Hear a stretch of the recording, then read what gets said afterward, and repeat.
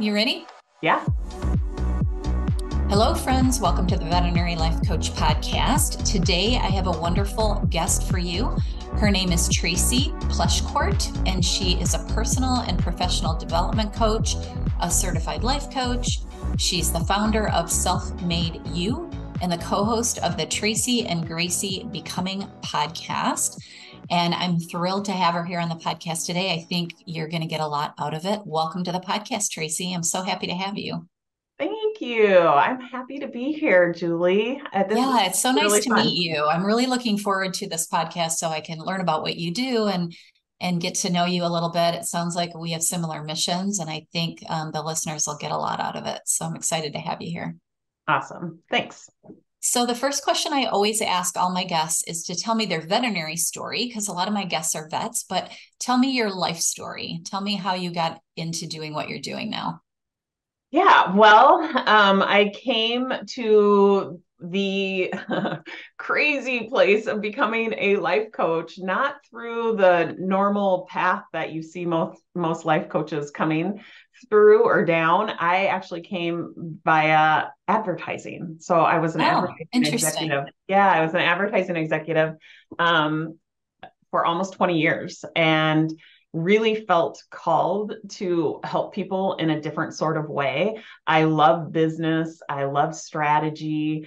I really love mentoring people. So what I found as an employee was that I was really like, I was an entrepreneur trying to fit into an employee's body. And it just finally, Doesn't like, work, right? it doesn't work. And it started to really like nag at me. I kept feeling like there was something more. And, I had this, back and forth where I would remind myself of how good I had it. I mean, I had this dream job, but yet there was something in the back of my mind saying, you're meant to do something more beyond where you're at right now. And so I married all of my passions of mentoring people and of business strategy.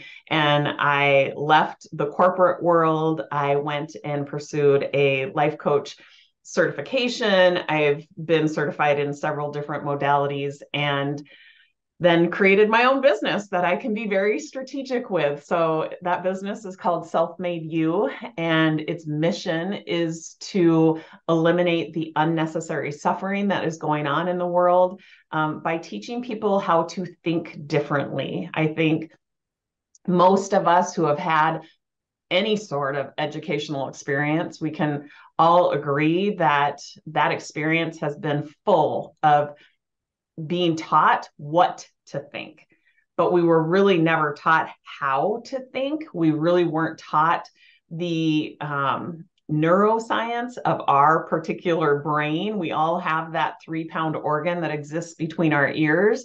And you actually can be operating from one or the other part of that brain. One part, if you are reacting from it, it tends to sabotage you. The other part really creates extraordinary intentional results. And so I teach people the difference between the two sides and how one side, the primitive fear-based part, is the stronger side because it's the side that's been utilized the most. And so just by default, it is stronger. And we default to using that part of our brain, which, like I said, often ends in self-sabotage. It ends in experiences that we'd rather not have. And so I teach people just to have an understanding of that so that they can stop that self-loathing cycle where they start really thinking of themselves as the problem. Like they think they are the common denominator to all of their problems. And I teach them to start thinking of themselves as the solution. And so we use self, SELF, as the framework to teach people how to think differently. I love that.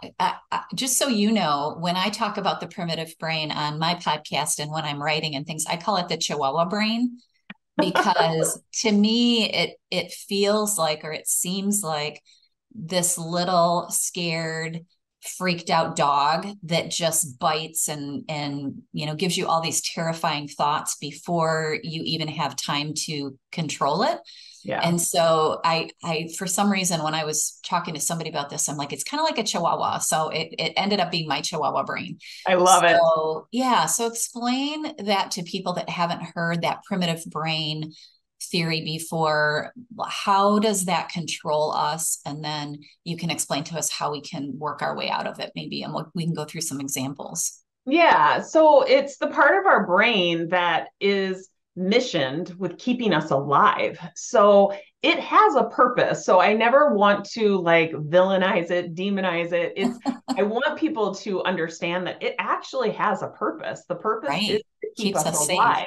Yeah, and keep us safe. It wants to avoid pain, it wants to seek pleasure, and it wants to be really efficient. So it's the part of our brain that's responsible for keeping our heart beating without having to think about it, keeping us breathing without having to, intentionally say it's time to take a breath now. It's the part of our brain that keeps us from walking out in front of a bus, right? So it has a purpose, but we aren't in a lot of danger. And yet it still offers us all of these very dramatic thoughts. So, if we are on a diet and we're walking through the kitchen, our primitive brain offers us a thought like, you better eat that now before it's not there.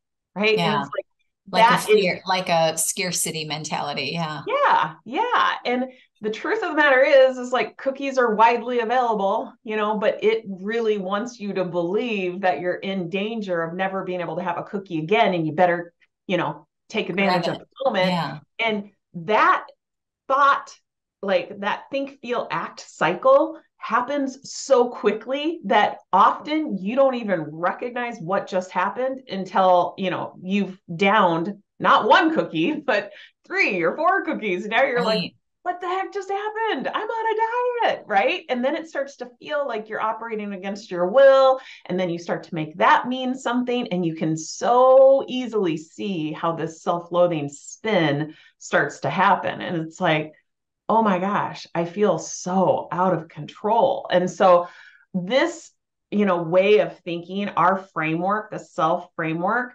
really creates a lot of self control. It creates self reliance. It creates, confidence. And so I love the simplicity of the framework for sure, but I really love the results. And it is a completely different approach to living. It's really a way of operating that keeps you intentional. It keeps you aware of like that uncomfortable feeling that you might actually believe is just your way of operating, that it's just how life is.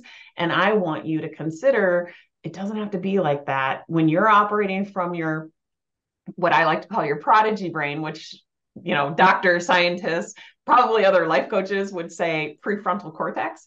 I call it your Right. Your thinking brain. You're less automatic, right? It's the less yeah, automatic part of your brain. It's the intentional part.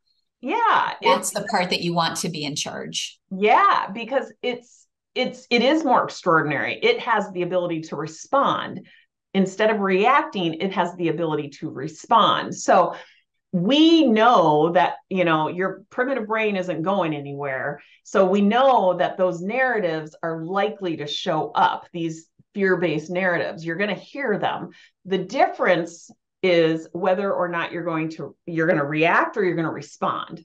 So if Okay. you react, you think about like knee-jerk reactions, they often don't end well. So the goal is to not react. The goal is to respond. And you can respond from your prodigy brain. So it really takes you being more present, more intentional, right? It has you on the lookout for either sabotaging thoughts that come from your primitive brain or unwanted feelings.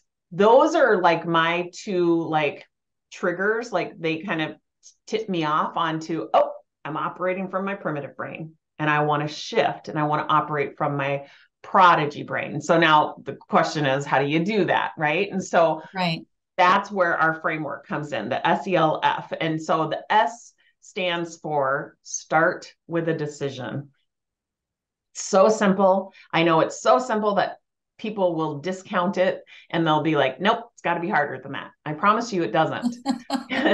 So you start with a decision, any decision, like what is it that you want? And I like to teach this framework in the context of your day. So you, at the beginning of every day, you just start with a decision. What is it that I want from my day? Just make a decision. That kind of intentional question and asking like session has you by default operating from your prodigy brain because you are being intentional. Think. Right. Mm-hmm. So you answered that question. So you're not only asking the question, you're answering the question. What is it that I want from today? And you can also ask yourself other questions that you're making decisions from, like, why do I want that? Really a great question to ask yourself because you can kind of tether yourself to that reason why. When you start to find yourself halfway through the day and you're losing sight or you're starting to believe that this is really hard, you can always go back to, why is it that I want this? Why is it that I'm working towards this? So that's another great decision to make, starting with a decision. What is it that you want? Why do you want it? The E is eliminating the self-sabotage.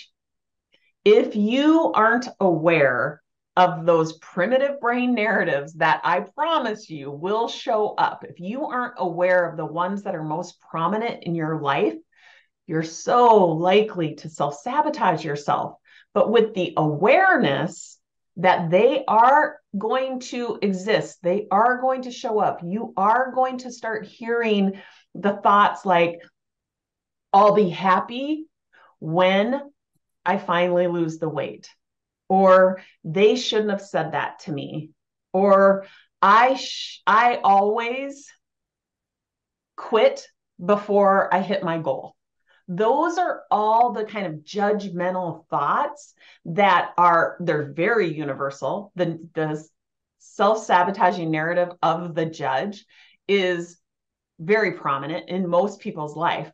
But if you know that to be true about yourself, you can be on the lookout for it. So those are the thoughts that you might be able to catch that might like trip your trigger and be like, oh, I am actually operating from my primitive brain because I'm being super judgmental. I'm judging myself. I'm judging other people. I'm judging circumstances.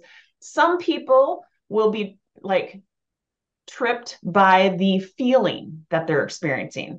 Right. So the judge, they don't realize that the thought's creating that feeling. Yes. Yeah. Yes. So for me personally, I am more aware of the fact that I'm operating from my primitive brain by the feeling that I'm experiencing. I'm not as good at catching the thoughts. Some people are, right, but I'm not. I notice the guilt, the regret, the shame, the disappointment, all come from those judgmental narratives. So we offer a saboteur assessment that really helps people recognize which saboteur narratives are most prominent in their life. So there's 10 of them, but like I said, the judge is the most prominent, but there's the people pleaser. There's the controller, right? That like no one else can handle it. I want everyone to think of me as competent, therefore I need to do it, and things have to be done perfectly. Perfectionism, yeah. That's a big one for veterinarians, if you didn't know that. Yep. We're very perfectionistic and control freakish in a lot of ways. So those are big sabotagers for us. Yeah, I would guess that stickler narrative where you have this like high need for order and organization, and it almost goes too far, like, and that starts to cause a lot of frustration, disappointment, suppressed anger. The thoughts that you might be hearing, again, is if it's not perfect, it's not good enough. I have to avoid mistakes at all costs. Everything has to be in order and like in its proper place. Otherwise, they might think that, I'm not as good as, or I'm not as credible. It's a lot of the imposter syndrome. Right. So that stickler narrative, like I said, it causes a lot of frustration, disappointment, suppressed anger. But here's what I want you to know. If you are somebody who resonates with that narrative. It doesn't mean you're a bad person. It means that that narrative is showing up based on past experiences. It could be past traumatic experiences, but it also is actually birthed from some of your strengths. Usually the people that hear those stickler type narratives, they have high ideals and standards. They're very principled. They are able to bring organization into chaos. They're capable of leading themselves and capable of leading others. So I want you to realize that they're actually birthed from your inherent strengths, but what's happening is those inherent strengths are actually being overused and abused, and it starts to show up in a self-sabotaging way. So there, like I said, there's 10 saboteur narratives that when you're aware of which ones are most prominent in your life, you're less likely to believe those narratives, you're less likely to react, and you're more likely to respond because you're expecting it. So you're like on high alert. I know that I have this BS belief that it has to be Tendency perfect to believe, right? Yeah. Yeah. And so now you're more likely to respond, which is going to reduce the potential of self-sabotage. So step one, start with a decision. Step two, eliminate the self-sabotage. Step three is to leverage your strengths. So when you're operating from the other part of your brain, the prodigy part of your brain, you have access, you can access strengths like empathy, discovery, innovation. You can start to navigate from your values. None of those strengths are available to you when you're over here in your primitive brain spinning out in fear. You cannot access empathy for yourself or for other people. You cannot be creative or innovative because you are like spinning out in all of these fear and based thoughts and unwanted feelings. Right. But when you're operating from your prodigy brain, all of those strengths are available to you. And that's when you can start to leverage them. So baked into this process, the SELF process, we get you operating from your prodigy brain because we have you intentionally starting with a decision. We have you intentionally being on the lookout for those saboteur narratives. We have you baked into this process. You are now operating from your prodigy brain. So now that you've knocked on the door, we want you to leverage the strengths that are available to you when you're in that space. And like I said, that's empathy. You can empathize, you can have compassion for yourself. You're a human being. Of course, you're going to be having those fear-based thoughts, but you don't have to make that mean anything about you other than the fact that you're human. It's normal. Right. Because a lot of times what we do is we judge our brain for precisely the thing that it's supposed to be doing, but then we create more negative emotions on top of that by judging. Like, I shouldn't feel this way. Why do I feel this way? Something's wrong with me. I think that, and this is exactly what you're saying, but I think that it reminds us that we all have this normal primitive brain and it's all okay.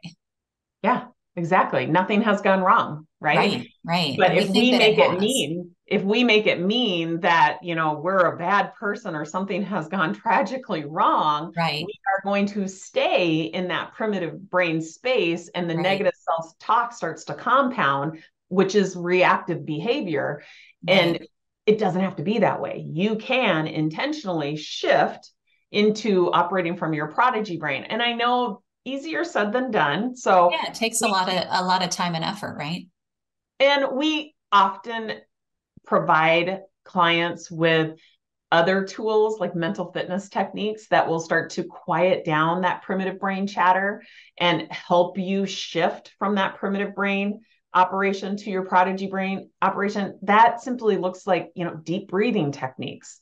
I think a lot of us go to, meditation, but Meditation, sometimes you would need to excuse yourself, find a quiet place. Like that's not It's always not practical in the short practical. term, right?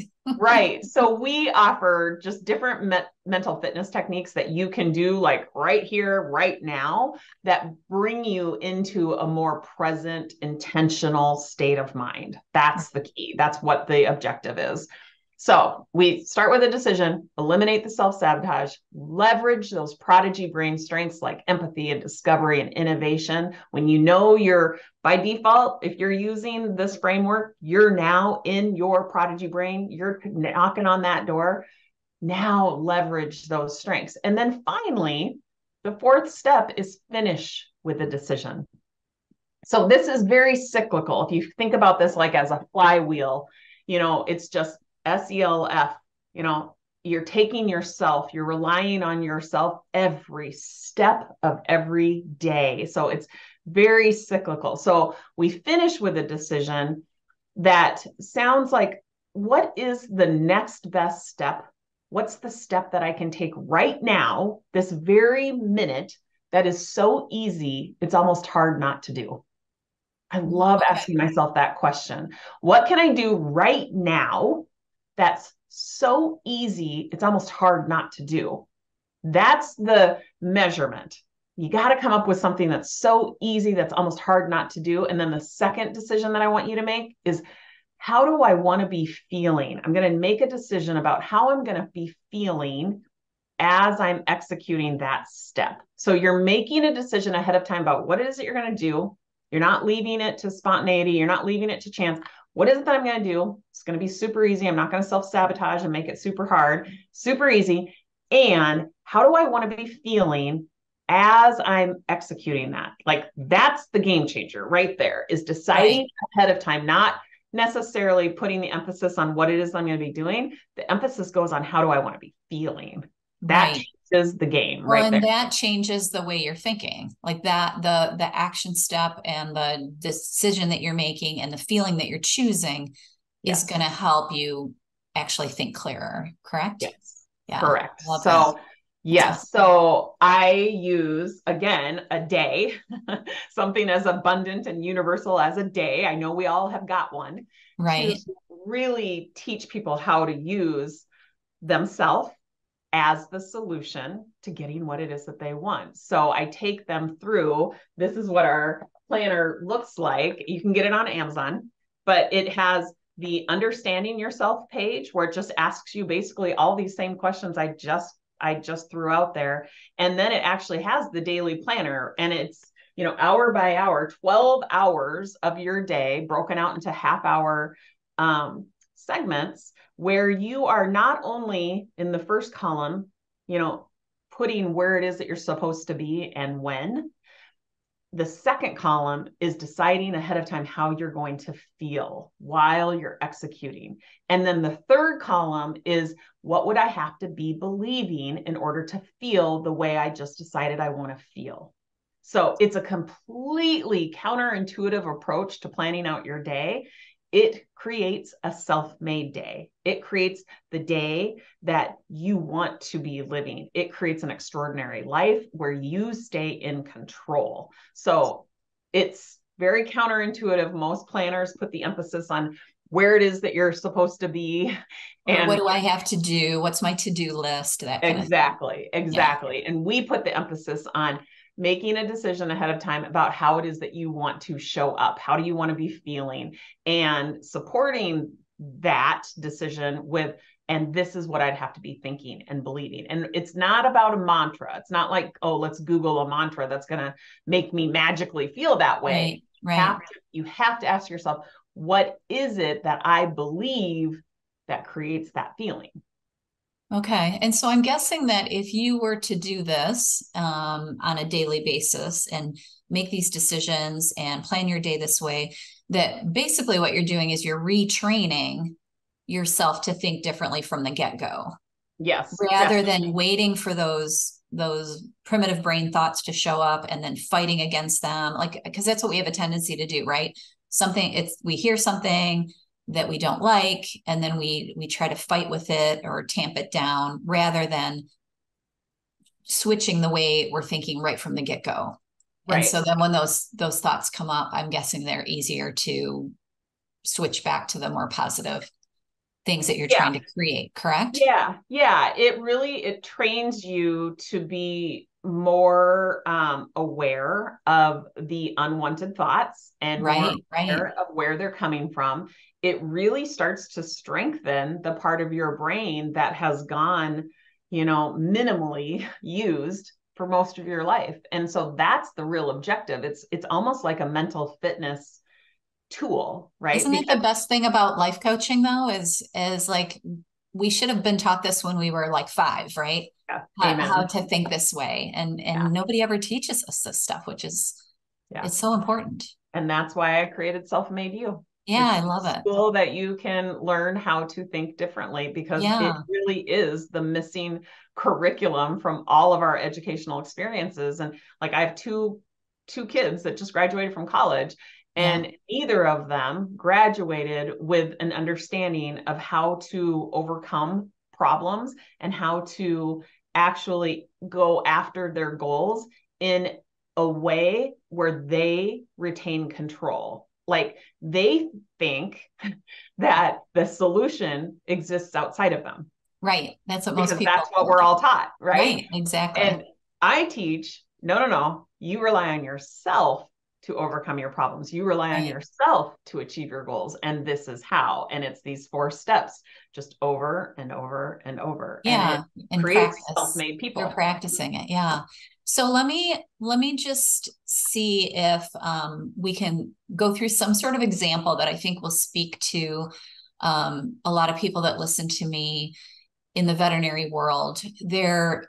I would say the big themes that I hear from veterinarians are um, the imposter syndrome or the lack of confidence Mm-hmm. in their workday because of the fact that they think they have to be perfect or they think they can't make a mistake, those kind of things. So we could either go down that road and talk about that, or I don't have enough time. It's too overwhelming. There's too much going on, which, are kind of similar, but Mm-hmm. which do you think would work better for you to work through, like the example of how you would solve that? Well, both of those examples could be solved with this Sure. framework. Yeah. So Yeah. let's use the time. I Okay. think that that's one that Like it's too anybody, busy. There's too many clients. I can't handle this. I'm right? overwhelmed. I can't Yeah, think, that kind of for me to right. So frame there's stuff. so many flavors of that like scarcity type mentality, right? I don't Mhm. have enough, or Right. there's too many, too many Yep. demands on me. I Too don't many have enough clients, time. not enough time. Yep. That's a big one. Yep. And so if you notice either that line of thinking or you notice the unwanted feeling, because what do you think is the emotion, the It, vibration? it would be stress or anxiety, I think. I mean, people are understanding anxiety more and more. I Mm-hmm. used to just call it I'm stressed out, but as I've been trained longer, I know it's really anxiety, like we're anxious about what's going to happen next.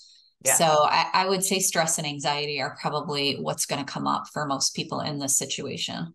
Okay. So they're either noticing the thought patterns, they're noticing the feeling patterns of the stress and the anxiety, or sadly, they might be noticing kind of the habitual pattern of creating an experience that they do not like. Maybe they Right. are coming home after work and just they're either hiding out in the bedroom with a glass of wine, which then leads to 2 glasses of wine, which Right. then leads to the bottle, or they are lashing out on loved ones who really just want some of their time. Maybe that's where you start to recognize something is off, It's wrong. that there is a different way of living out your life, of operating, and you're done with this way. So it might Mhm. happen at the thought level, it might happen at the feeling level, and it might happen at the outcomes, the results that you're experiencing. Right. Regardless, it's always a great time to decide, you know what? I don't want to feel like this anymore. Yeah. And I'm so like privileged to be able to share with you. This is how you'll move out of creating that habitual cycle over and over and over. So Right. I would then ask, what is it that you want?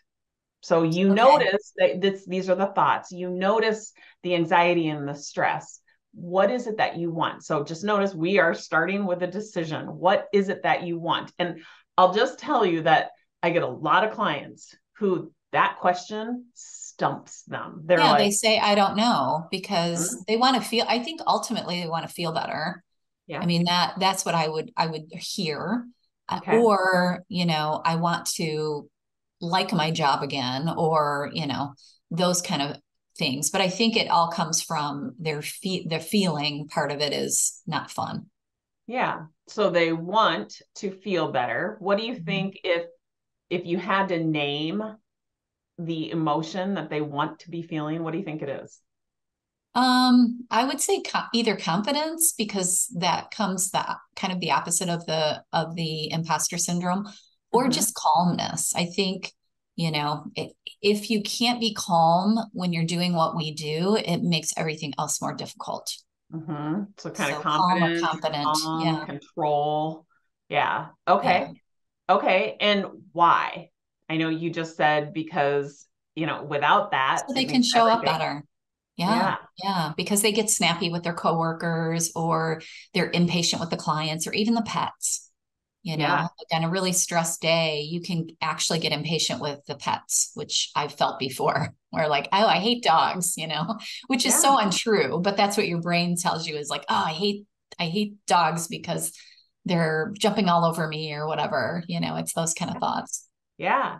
So you made a decision about what it is that you do want. You want to feel more calm, more confident, more in control because you want to like enjoy the experience Right. around And other not hate your people, around job. dogs.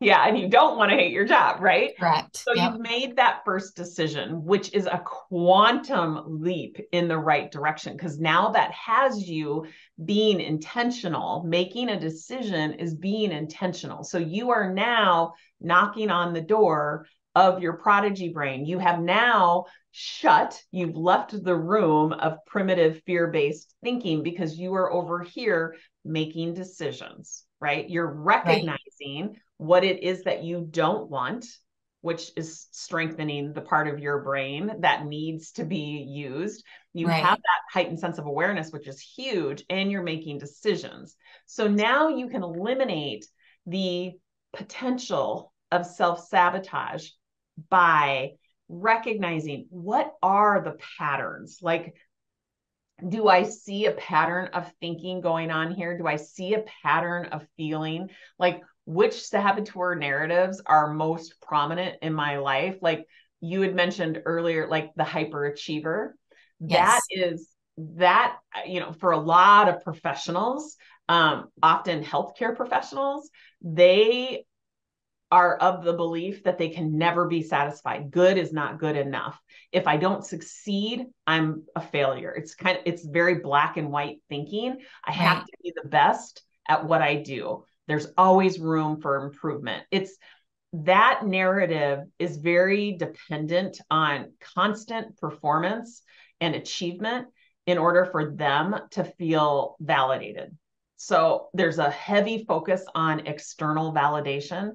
There's they need attention and acceptance from others, which tends to lead to very unsustainable workaholic type tendencies.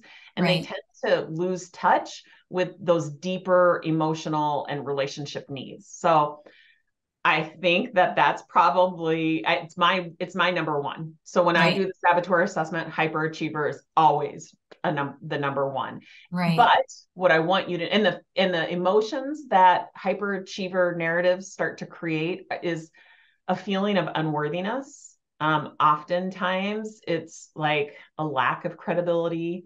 You feel empty, you feel depressed, you have a fear of intimacy, a fear of vulnerability. But what I want you to know is that that narrative, that saboteur narrative, is actually birthed from your strength that is being overused and abused. So your strengths are that you're a driven person. You're very pragmatic. You're very goal oriented. You're highly adaptable. You're self-directed. You're very capable of growing yourself and other people. But those strengths are being overused and abused. And so knowing that those thoughts are going to be there because you are that person, that pragmatic, driven, goal-oriented person, now you can be on the lookout for it. And you can remind yourself, untrue. Those thoughts are not true. You can even ask yourself, what's true about that? What's untrue about that? Like, you're giving the space to actually kind of debate that saboteur narrative. And debating it, you'll quickly recognize how it's almost always false. It's highly dramatic. And it's meant to be dramatic because it's meant to keep you safe. Right. But if you look around, you're like, yeah, I'm not in any danger. Yeah. So recognizing, okay, so it's the hyperachiever narrative that's kind of rearing its ugly head. And these thoughts aren't even true. And you can ask yourself, like, what is true? What else could be true? In what ways is this untrue? Like, asking yourself those questions really starts to extinguish not only those thoughts and those beliefs, but the feeling.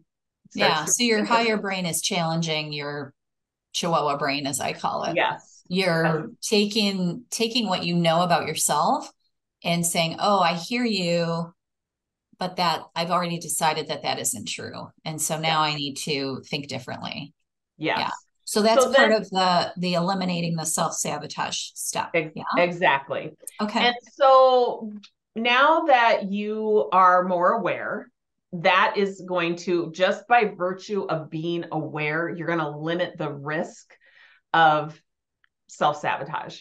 Right here is usually, if I'm working with a client, like one-on-one, right here is where I'm like, let's do a deep breathing exercise. Let's do some sort of like high sense exercise where I can get them really intensely focused on a sensation or a sense, like hearing, seeing. So if I'm talking to them and I can look them right in the eye, I'm going to laser focus on something about what I'm seeing. Right.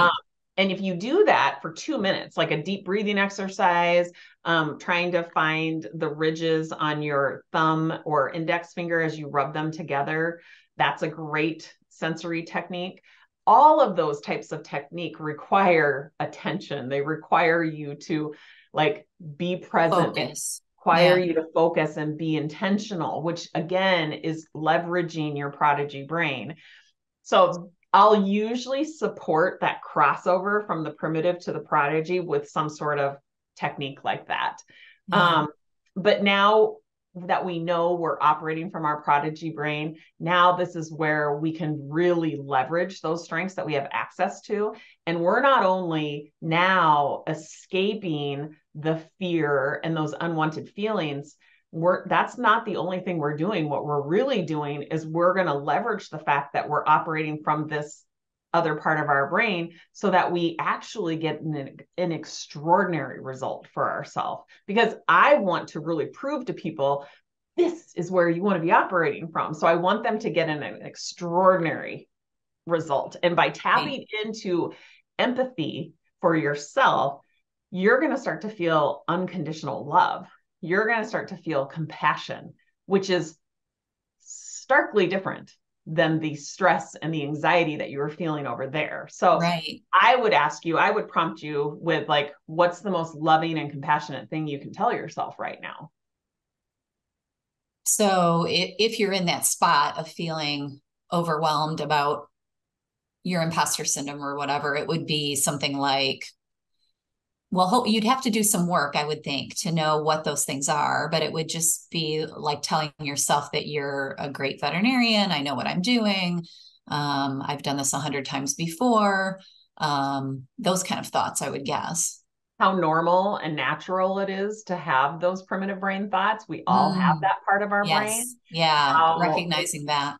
Yep, recognizing maybe the triggers for those kind of thoughts, right? Like I gotta believe that you are in, high stress trigger, like, Trigger they're rich environment. trigger rich. Yes, that's a great way of putting it, There's a right? lot of things that go on in a veterinary hospital that are high stress, right? Yes, And then yes. we add our own by not being confident and not doing the work that we need to Right. do. Well, and not having the compassion for yourself that you're actually in that environment. And so Mm-hmm. that's what it would look like to have empathy for yourself. You can Right. obviously have empathy for the animals. You can and I would guess most veterinarians are probably really good at that. And what they probably lack in is having empathy for themselves, I would guess. Absolutely. Yeah. And Absolutely. so being more mindful, asking yourself that question, what's the most loving and compassionate thing I can tell myself right now?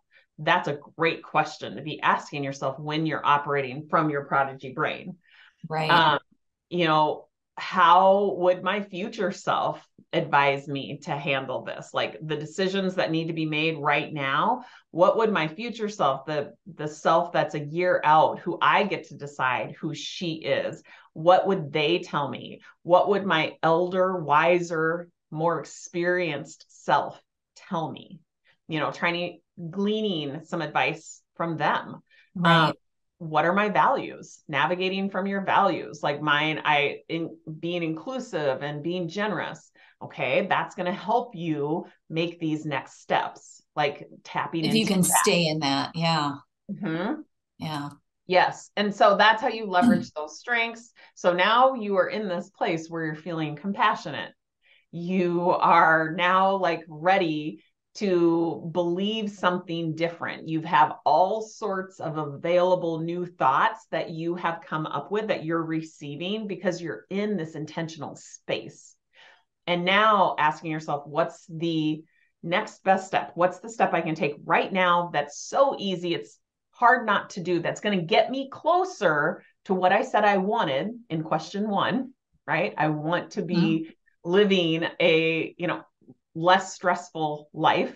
I Right. want to be living with less anxiousness. Okay, well, what's the next step that I can take that's so easy? It's hard not to do. Yeah. Any I love ideas? that question. Well, if I picture myself standing in a veterinary hospital that's super busy and I'm stressed out about that, I think um, maybe it would be just reading my record and deciding, how I'm going to enter this room or being open to the other emotions that are to come. I mean, there is a lot to think about, but I think just the steps is maybe just reading through the record so I know what's going on when I walk into the room because now I'm centered. Now Yeah. I am calm. Okay. So you're giving me some really good thoughts too. Like I'm centered, I'm prepared, I'm calm, which is going to create what type of feeling? Calm and calm and centered, which is kind of what we said at the beginning, right? Yeah, Yeah. exactly. So that's how quickly, how simply you can utilize yourself to solve any problem, to achieve any goal, to navigate stressful circumstances. That's how easy it is. And Yeah. it does take practice to get, like really To know good. the steps and to I would think the most practice that you'd have to have is recognizing those thoughts.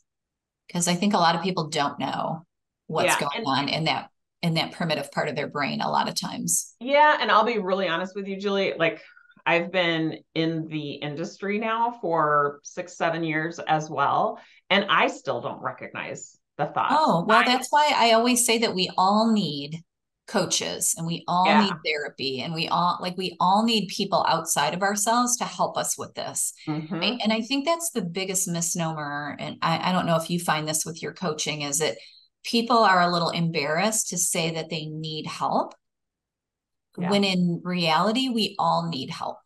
Hmm. Like we all have that scared little person telling us that we're not enough. And Right. that is what I'm trying to solve by being a coach. And that's what Yeah. you're solving as well.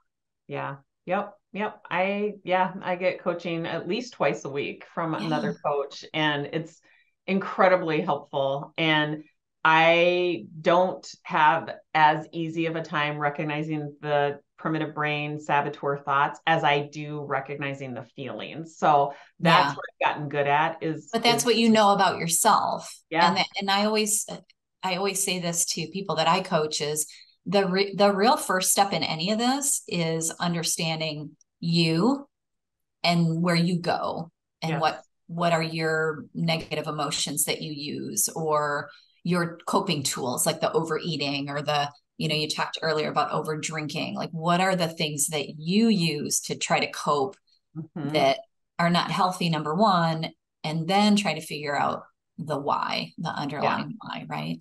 Yeah. Yeah. I mean, I spent the bulk of my life believing that I was the source, I was the common denominator to all of my problems. And it really wasn't until I started to understand myself, like SELF, as well as me, the being, right, that everything changed. Yeah. Absolutely everything changed. So like I said, that's why I started Self-Made You, is so that people can really reduce, if not eliminate, unnecessary suffering by understanding themselves. Yeah, I love that so much. So what did we not talk about that we should have before we start to wrap this up? And I could see us doing this again and again. There's so many things that people could learn from this discussion. So, I'm glad. But what did I not touch on? I feel like we touched on a lot. Yeah, I would say the takeaways would be, learning how to make decisions ahead of time, and not necessarily in the context of what it is that you're intending to do, but more in the context of how it is that you want to feel. Yeah, I love that. That's what kind of feeling do I want to have today? That would be a good question that you could wake up with every morning. Yeah. Absolutely. Absolutely. Yep. And I would say, work on expanding your vocabulary around emotions. Most of us have a pretty short vocabulary. It's like I'm either fine, happy, sad, glad. Right. And really expanding that vocabulary. You can just Google a feelings wheel and really have an unlimited amount of emotions available to you, and just kind of try them on and see which one most resonates with you. That heightens your awareness right there. Doing those kind of intentional things really start to strengthen your prodigy brain. So I would say those would, really getting more in touch with emotions and making decisions ahead of time are the two big takeaways. I love it. I love it. Okay. So tell people where they can find you. They can find your calendar book. So if they want to work on that, give us all the information. Yeah. The one-stop shop is really www.self-made and then the letter u.com. We offer, I know that, sustainable change comes from insight, which I've just given you today. I've given you kind of that lesson on how to utilize yourself, but that's only 20%. 80% of sustainable change comes from application. Yeah, it's the work you put in, right? And over. I think we don't realize that this self-development, this self-understanding is work. We have to actually put in the time and the work, right, in order to fix. Yeah. I hate to use that word, but change. Right. Change. Yeah. And so sustainable change is 20% insight.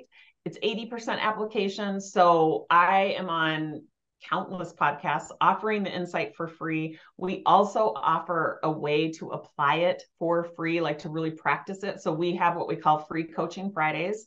So every Friday you can show up on a Zoom call where you can watch people applying this to unlimited, different topics, or you can raise your hand and you can get coached, and I can help you walk through the use of this framework. So we have a lot of other free resources that you'll find at selfmadeyou.com. So on your website. That's awesome. Well, I appreciate this so much. It's been really fun. It went by so fast. I can't believe we've been talking this long, but it's been great to meet you. I love the way you've outlined it with these 4 steps. It's great. And I really appreciate you being here. My pleasure. Thanks for having me. It's been really fun. So everyone, this is Tracy Pleschourt. Did I say that right? Pleschourt. I wrote it that way. And I really appreciate you being here today. Thank you so much. Have a beautiful week, everyone. Bye.